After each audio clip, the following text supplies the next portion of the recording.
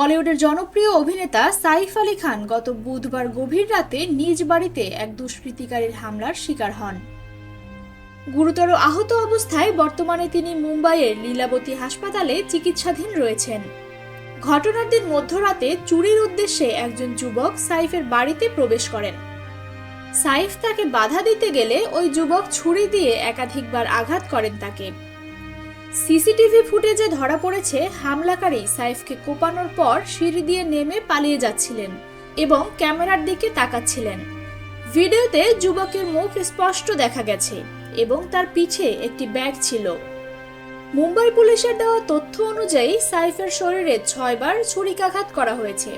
বিশেষ করে তার মেরুদণ্ডের কাছাকাছি অংশে আঘাত লেগেছে, যা অত্যন্ত ঝুঁকিপূর্ণ। হাসপাতালের চিকিৎসকরা জানিয়েছেন সাইফের শারীরিক অবস্থা বর্তমানে স্থিতিশীল, তবে তাকে আইসিইউতে পর্যবেক্ষণে রাখা হয়েছে। এই ভয়াবহ হামলার ঘটনায় মুম্বাই পুলিশের অপরাধ দমন শাখা ইতোমধ্যে 7 সদস্যের একটি দল গঠন করেছে। তারা হামলাকারীকে খুঁজে বের করার চেষ্টা চালাচ্ছেন। সৎগুরু শরণ ভবনের সিসিটিভি ফুটেজে ধরা পড়া যুবকের পরিচয় এখনো নিশ্চিত করা যায়নি, তবে তার ছবি ইতিমধ্যে প্রকাশ করা হয়েছে এবং ওই ভিডিও ফুটেজ সামাজিক যোগাযোগ মাধ্যমে ব্যাপকভাবে ছড়িয়ে পড়েছে। প্রাথমিক তদন্তে জানা গেছে অভিযুক্ত ব্যক্তি সাইফের বাড়িতে আগে থেকেই লুকিয়েছিলেন। ধারণা করা হচ্ছে তিনি অভিনেতার কনিষ্ঠ পুত্রের ঘরে অপেক্ষা করছিলেন। এমনকি হামলার সময় সাইফের এক পরিচারিকার উপরেও আঘাত করেন ওই দুষ্কৃতিকারী।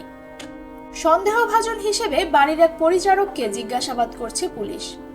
এই ঘটনাটি বলিউড সহ গোটা ভারত জুড়ে আলোড়ন সৃষ্টি করেছে।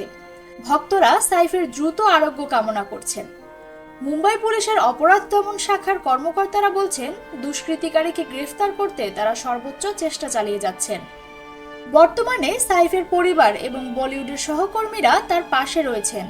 চিকিৎসকরা আশ্বস্ত করেছেন সাইফ আপাতত বিপদমুক্ত, তবে তার পুরোপুরি সুস্থ হতে কিছুটা সময় লাগবে।